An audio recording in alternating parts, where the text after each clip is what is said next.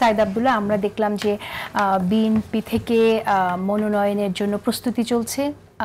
বিভিন্ন কনস্টিটিউয়েন্সির প্রার্থী যারা আছে, সম্ভাব্য প্রার্থী, তাদের সাথে কথা বলা হচ্ছে, একরকম আলোচনা চলছে। আসলে আমরা শুনতে পাচ্ছি যে আপনিও সেখানে সম্ভাব্য প্রার্থী, এবং আমি আপনার কাছে শুনতে চাই যে কি ধরনের ক্রাইটেরিয়া দেখে এবার বিএনপি আসলে নমিনেশন দেবে। ধন্যবাদ। আসলে আপনার প্রশ্নটা অনেকগুলো অ্যাঙ্গেল ছিল, তো আমি যেটা মনে করি যে এই জায়গাতে ট্রেডিশনাল কিছু পদ্ধতি যেমন থাকবে, অবশ্যই নতুনত্ব অনেক জায়গাতে থাকার কথা, কিন্তু এটাকে অ্যাবসলিউট কোনো উত্তর দেওয়ার ক্ষমতা আমার কাছে মনে হয়, আমি তো দূরে থাক, এটা অ্যাবসলিউট কোনো উত্তর দেওয়ার ক্ষমতা আসলে কারোই নাই।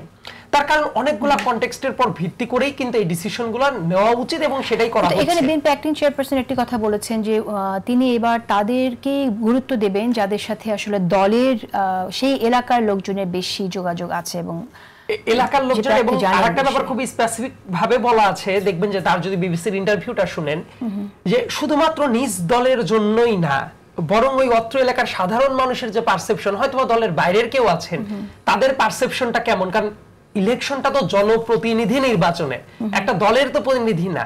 সো এই জায়গাটা বিবেচনার যেমন বিষয় আছে, আবার মানে ক্লিন হ্যান্ডে কারা আছে সেই ব্যাপারটারও দেখার দরকার আছে।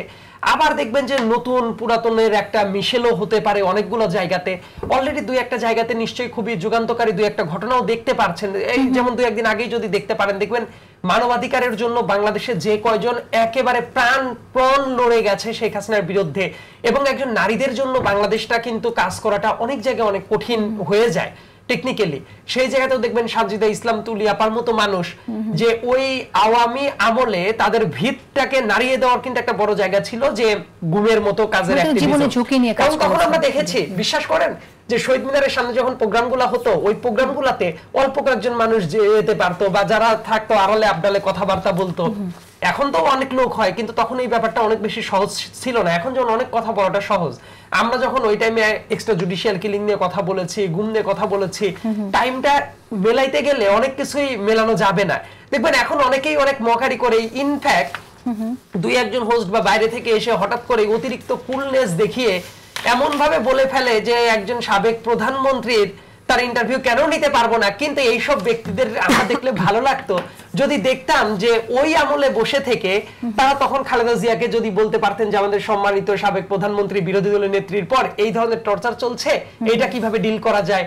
তারপর অ্যাক্টিং চেয়ারম্যান তারেক রহমানের পর যে ধরনের ট্রিটমেন্টটা করেছে বিভিন্ন ক্যাপাসিটিতে কিভাবে ডিল করা যায়, সেই আলাপ আলোচনাগুলো আসে নাই।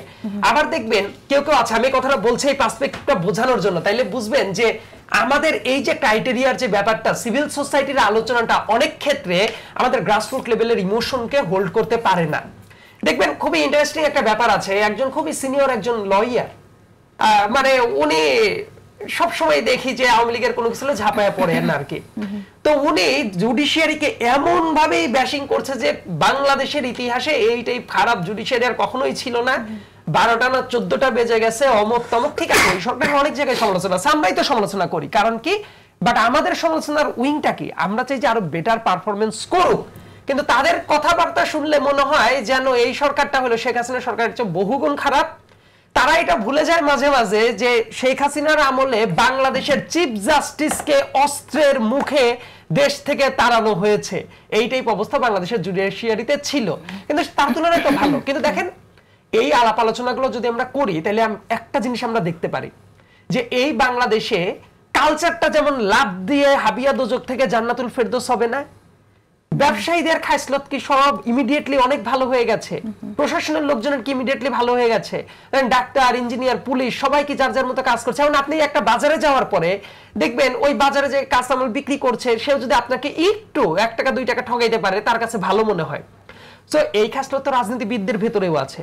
রাজনীতিবিদদের ভেতরেও এখনো অনেক জায়গায় অনেক মানে উন্নতি করার অনেক সুযোগটা আছে। তবে আমার কাছে যেটা মনে হয় সেটা এই জায়গাতে বিবেচনা করাটা অবশ্যই জরুরি। এই জন্য অতীতে অনেক কিছু করে ধামাচাপা দেওয়া যাইতো, কিন্তু বর্তমানে এসে ধামাচাপা দেওয়া যেহেতু যাবে না, অতএব আপনার পার্লামেন্টকে কোনো রঙ্গমঞ্চ বানানো যাবে না। পার্লামেন্টটাকে এমন করা যাবে না যাতে মমতাজ বেগম 5 মিনিট কথা বলতে গিয়ে 4.5 মিনিটই এক ওই ফ্যাসিস্টের গুণগান গেয়ে যাবে এবং পার্লামেন্টের স্পিচ হয়ে যাবে। ওই ধরনের পার্লামেন্ট আমরাও আর দেখতে চাই না।